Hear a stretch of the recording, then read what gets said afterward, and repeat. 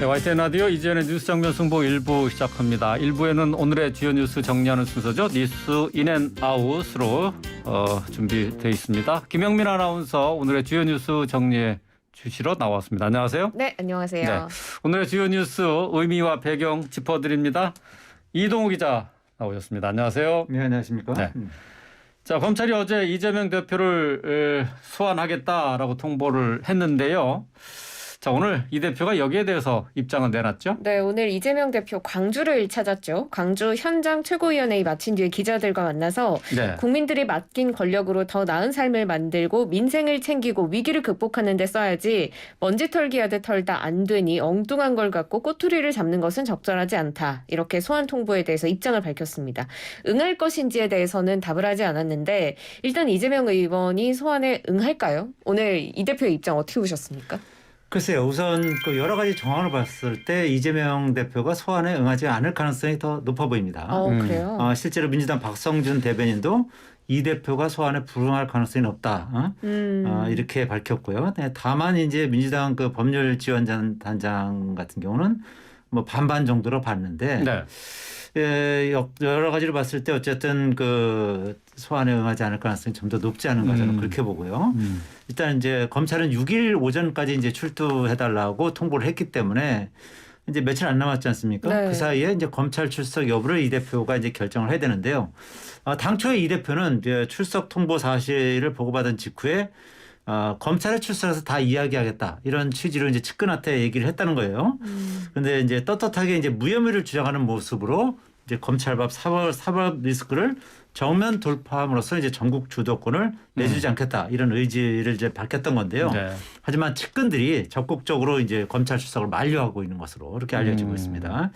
이 대표의 취임과 정기국회 시작 시기에 맞춰서 검찰이 사실상 표적 수사, 보복 수사로 야당 탄압을 시작한 것으로 보고 그 의도에 말려들 필요가 없다. 뭐 이렇게 좀 계산하고 있는 것이죠. 네.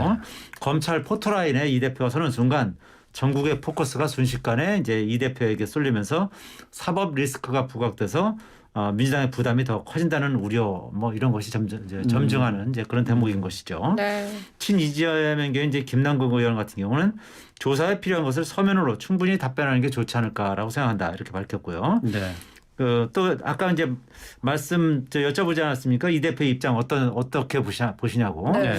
그래서 이제 말꼬투리를 잡는다는 이 대표의 말도 뭐 일리가 있는 측면도 있는 것 같아요. 어쨌든 지금 이 선거법 위반 같은 경우는 뭐 이 대표가 했던 그런 어떤 말과 관련해서 이제 거짓말 논란이 빚어지면서 이제 선거법 위반으로 이제 소환하는 거 아니겠습니까? 그렇죠. 그런 면에서는 이제 한편에서 이제 일리 있는 그런 측면도 있어 보입니다.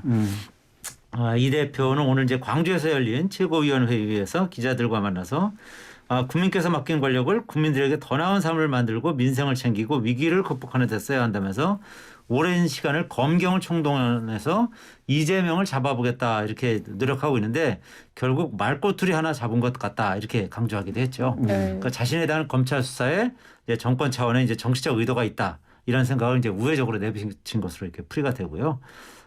이 대표가 이제 어제 검찰로부터 소환 통보를 받은 뒤에 입장을 내놓은 것은 이제 이번이 처음이고요.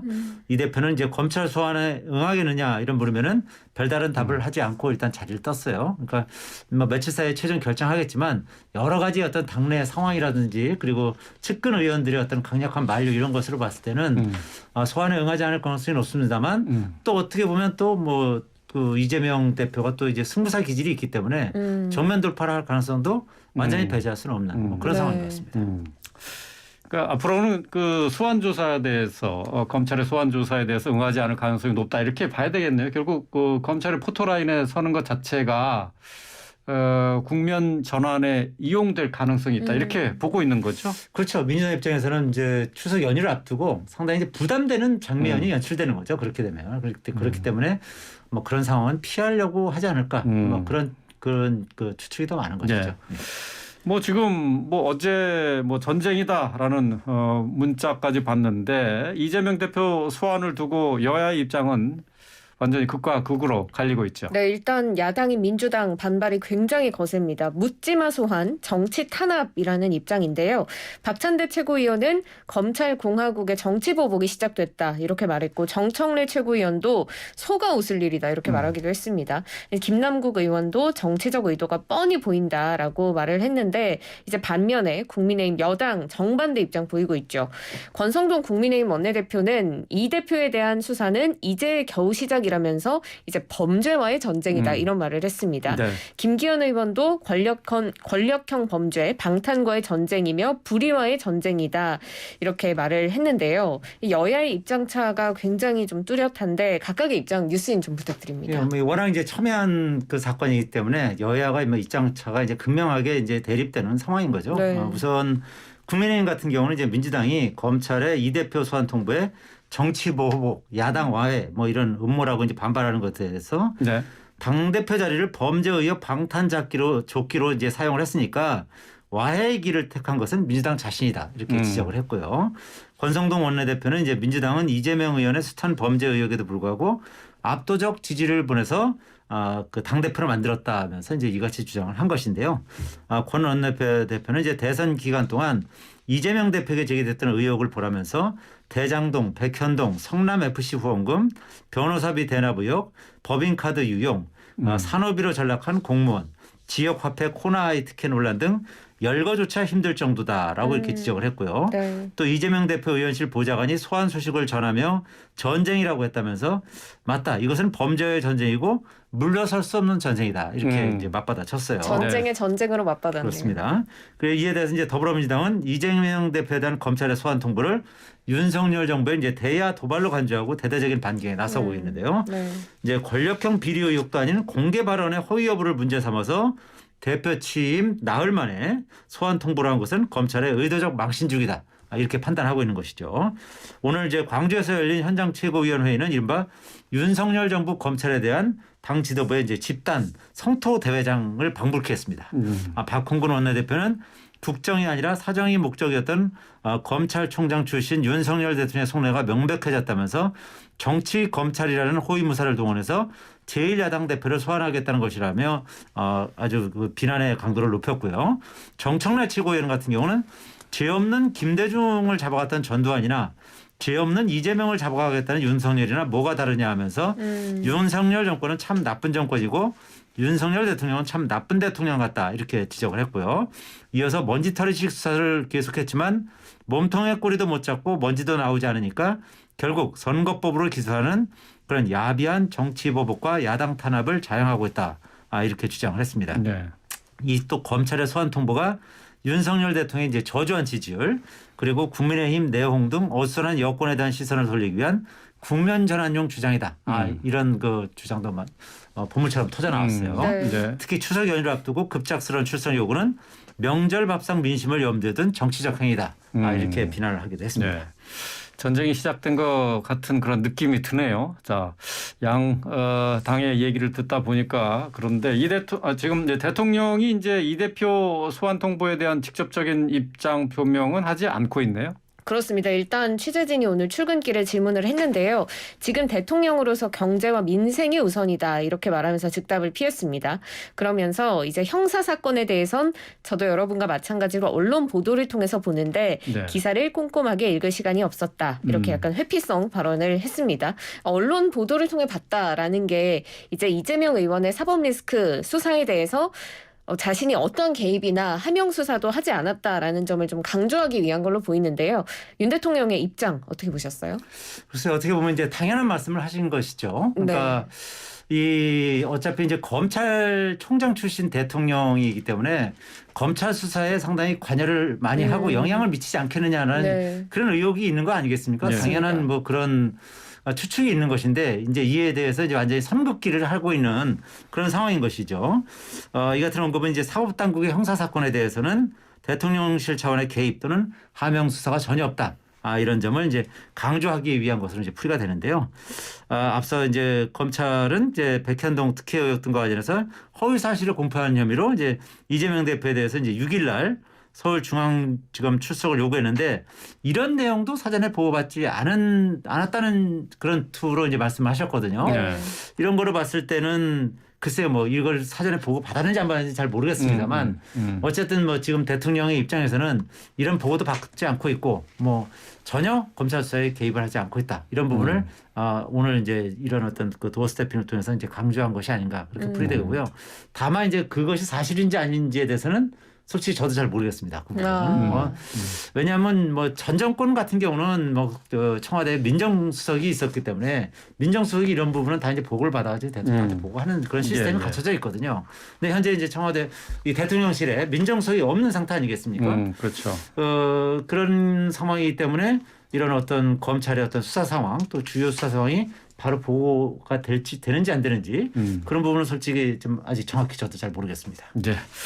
알겠습니다. 자, 이재명 대표의 소환과 관련한 내용 살펴봤는데요. 계속해서 이번에는 국민의힘으로 넘어가겠습니다. 국민의힘이 오늘 상임 전국위원회를 열어서 자, 새 비대위 출범을 위한 당원당규 개정안을 통과시켰습니다. 그렇습니다. 상임 전국이 전체 55명 가운데 재석 인원 32명 전원이 박수로 추인해서 당원당규 개정안 의결했는데요.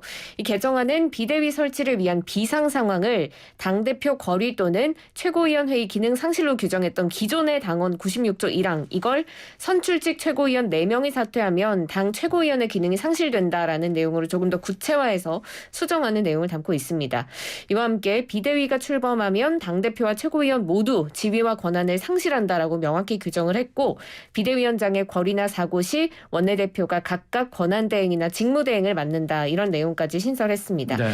새 비대위원장은 이제 다음 주 월요일에 예정돼 있는 전국위 의결 직후에 발표하겠다라고 권성동 원내대표가 밝혔는데 일단 새 비대위원장은 또 누가 될 거라고 보시는지 먼저 뉴스인 부탁드릴게요. 글쎄요, 일단 물망에 오는 사람은 이제 기존의 주호영 전 비대위원장이 이제 가장 지금 강력하게 물망에 오르고 있고요. 다시 새 비대위원장이 될 수 있는 건가요? 아니, 그럼 그건 가능한 거고요. 그리고 이제 이 외에도 이제 원내대표를 지낸 이제 충북 청주 상당의 정우택 의원, 그리고 이제 정진석 국회부의장, 네. 그리고 이제 4선의 홍문표 의원이 있거든요. 이 정도가 이제 물망에 오르고 있는데 현재 이 중에서도 그 권성동 그 원내대표는 주호영 전 비대위원장을 상당히 좀 선호하는 그런 이제 분위기인 것 같아요. 네. 그래서 다른 윤핵관 같은 경우는 이제 홍문표 의원을 이제 선호하는 것 같아 보이고, 근데 이건 뭐 솔직히 정확히는 잘 모르겠습니다. 근데 어쨌든 그 두 명이 이제 물망에 오르고 있고, 특히 이제 정진석 그 부의장 같은 경우는 현직 국회 부의장인데다가 이제 친윤계 색채가 워낙 강하고, 또 얼마 전에 이제 이준석 그 전 대표하고도 뭐 설전을 아주 세게 벌인 바가 있지 않습니까? 그렇기 때문에 부담스럽죠. 비대위원장이 되기에는 좀 적절하지 않다. 그런 의견도 상당히 많습니다. 그렇기 때문에 지금 현재는 어쨌든 그 주호영, 홍문표 의원 이 두 명 중에 한 명이 되지 않을까. 근데 뭐 좀 전에 말씀드렸듯이 이거는 결국은 이제 권성동 그 원내대표가 전권을 쥐고 있거든요. 네. 물론 이제 당내 의견을 뭐 여러 가지 이제 감안을 해서 수렴하겠다고도 했죠. 그렇게 결정을 하긴 합니다만 어쨌든 권성동 그 원내대표의 의중이 가장 중요하기 때문에 저는 뭐 여러 가지를 봤을 때는 주호영 전 비대위원장이 다시 맡을 가능성이 가장 높지 않을까 그렇게 보여집니다. 그런데 모르겠습니다. 모양새는 상당히 좋지 않은 것이죠. 그 부분이 이제 어쨌든 법원의 어떤 결정으로 인해서 비대위원장이 직무정지 됐는데 새롭게 이제 당원 당규를 바꿔서 다시 또 주호영 비대위원장을 추대하는 셈이니까 약간 뭐 대결하는 것 같은 느낌이. 여러 가지로 봤을 때는 싸움인가요? 상당히 좀 모양새는 안 좋을 수가 있는데 뭐 당내 역학 구도를 봤을 때는 뭐 그럴 가능성이 좀 더 높지 않은가 이렇게 보여지는데요.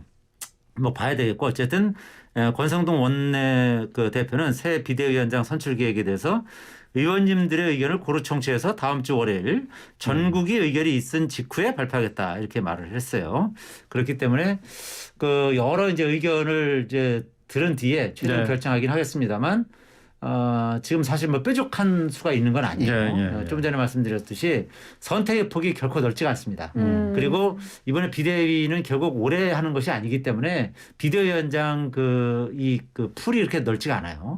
그래서 대부분은 이제 다음 전당대회에서 당대표를 노리는 사람들이 많기 때문에 뭐 김기현 전 원내대표라든지 나경원 전 그 원내대표라든지 이런 또 안철수 의원 이런 분들은 좀 자기 그 전당대회에서 당 대표를 노리고 있거든요. 네. 그래서 비대위원장 이 인물을 그 선택하는데 상당한 어려움은 있는 것으로 보여집니다. 예, 당에 지금 현실적으로 이제 안정적인 관리가 필요한 상황이기 때문에 아무래도 주호영 의원이 가장 무난하게 다시 비대위원장 맡는 게 맞지 않을까 싶습니다. 근데 어쨌든 이준석 전 대표가 가처분 신청을 계속해서 지금 내고 있고 예고한 상황이죠? 네, 그렇습니다. 일단은 전국이 개최를 금지해달라면서 가처분 신청 3차로 낸 거는 신청 결과 언제 나올까요? 글쎄요, 지금 이제 여러 가지를 봤을 때는 그 추석 연휴 이후에나 나올 수 있을 것 같아 보여요. 네. 그러니까 왜냐하면 이 이준석 대표가 이제 법원에 제기한 가처분 신청 사건과 이제 앞서 법원 이번 결정에서는 이제 가처분 그 국민의힘이 이의 시청 사건이 있거든요. 네. 이런 신문이 모두 그 추석 연휴 이후 한꺼번에 열리기로 돼 있어요. 그렇기 때문에 이제 추석 연휴 이후에는 이제 결과가 나올 것으로 보입니다. 담당 재판부인 이제 서울 남부지법 민사 51부는 이제 당원 개정 의결을 위한 전국위 개최를 금지해달라는 이준석 전 대표의 가처분 신청 사건 신문기일을 오늘 14일로 지정을 했습니다. 네. 이 전 대표가 이제 전국위 개최 금지를 주된 신청으로 전국위 의결 효력 정지를 예비적 신청으로 나눠냈기 때문에 신문 일정을 고려하면 재판부는 5일 전국위 당원 개정 의결 뒤에 이제 관련 절차와 내용의 하자를 따질 것으로 이제 보이고요. 이날 그 신문 기일에서는 이제 이 전 대표가 앞서서 비대위원 직무를 정지해달라면은 2차 가처분 신청 사건과 국민의힘이 제기한 1차 가처분에 대한 이의 사건 신문도 함께 진행을 하게 됩니다. 네. 추석 연휴 전에 새 비대위를 출범시키다는 이제 국민의힘 계획대로 일정이 진행될 경우 이 전 대표가 신임 비대위원장과 비대위원을 상대로 4번째 가처분을 신청하고 그에 대한 신문이 함께 진행될 수도 있습니다. 어쨌든 여러 가지로 지금 뭐 가처분 신청이 뭐 한두 가지가 아니에요. 그죠? 굉장히 이제 복잡한 그런 상황으로 가 있기 때문에 이게 어쨌든 이 재판부 입장에서도 이런 신문하는데 상당히 시간이 오래 걸릴 수도 있어요. 네. 이제 첫 번째 어쨌든 가처분 사건 결정 같은 경우는 신문 9일 뒤에 나왔거든요. 근데 이번에는 좀 아무래도 워낙 이제 가처분 신청 들어와 있는 것도 많고 네. 또 아무래도 이제 복잡한 사정도 있고 하기 때문에 빨리 나오나요? 좀 시간은 좀 걸리지 않겠나 이렇게 예상을 하고 있습니다. 시간이 걸린다고요? 더? 네, 그렇습니다. 앞서 말씀 주신 것처럼 추후에 신임 비대위원장 그리고 비대위원장이 임명되면 이제 이 전 대표 측은 직무정지 가처분 추가로 신청하겠다라고 예고를 한 바가 있는데 계속 이제 가처분 신청을 하게 되면 이거 어떻게 되는 걸까요? 어떻게 보세요? 글쎄요. 이준석 대표 입장에서 어쨌든 이제 본인이 어떤 가처분 신청 낸 것이 이제 인용됐기 때문에 네. 법률적인 상황에서는 상당히 이제 유리한 고지를 선점한 건 사실이죠. 네. 하지만 그렇다고 해서 계속 가처분 신청을 이런 식으로 이제 계속 내면 어떤 그 국민의힘 당원들의 어떤 인내심에 한계 봉착할 수 있거든요. 지금 사실은 뭐 국민의힘 당원들은 지금 불불 끓고 있는 상황이거든요. 이준석 대표에 대해서.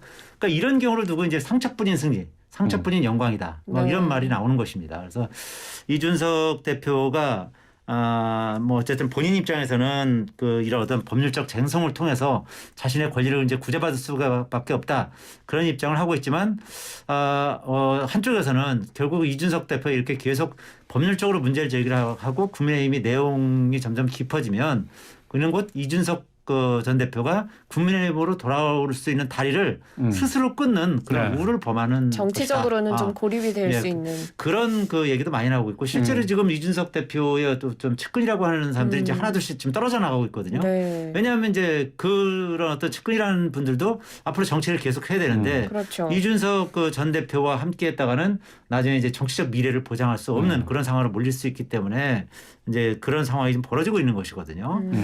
그래서 이준석 전 대표가 이런 가처분 신청을 계속 내는 이런 상황은 글쎄요, 뭐 본인을 위해서도 그렇고, 그리고 어쨌든 뭐 국민의힘을 위해서도 그렇고, 이를 지켜보는 어떤 국민들 입장에서도 상당히 이제 좀 사실 좀 실증이 나고 좀 짜증나는 그런 측면도 있는 것이거든요. 국민의힘 지지자 입장에서는 이준석 대표를 지지할 수는 없는 그런 상황이 점점 되어가고 있어요. 입지가 점점 더 좁아지고 그렇죠. 있다고 봐야죠. 그렇기 때문에 이제 이준석 대표의 이제 측근인 이제 김영태 전 최고위원이 있어요. 청년 최고위원. 김영태 전 최고위원 같은 경우 이제 그런 아이디어를 내더라고요. 그러니까 아주 당원 전체 다 한번 네. 투표를 해서 네. 이준석 대표의 진퇴를 결정하자. 음. 이런 뭐 상당히 제가 보기에는 좋은 아이디어 같은데 만약에 아마 이렇게 결정한 다음에 아마 예. 그 10중 8구 아마 사퇴 쪽으로 더 의견이 많이 모아질 네. 가능성은 높지만 당원 투표는 뭐 모르는 좀, 일이지 모르는 일이니까요. 좀 근데 불리할 것 어쨌든 같아요. 예. 그것도 상당히 좀 아이디어로서는 굉장히 좀 예. 괜찮은 아이디어가 아닌가 뭐 그런 생각을 해봅니다. 알겠습니다. 오늘 주요 뉴스 여기까지 정리해봤습니다. 김영민 아나운서 이동우 기자였습니다. 고맙습니다. 고맙습니다. 예, 감사합니다.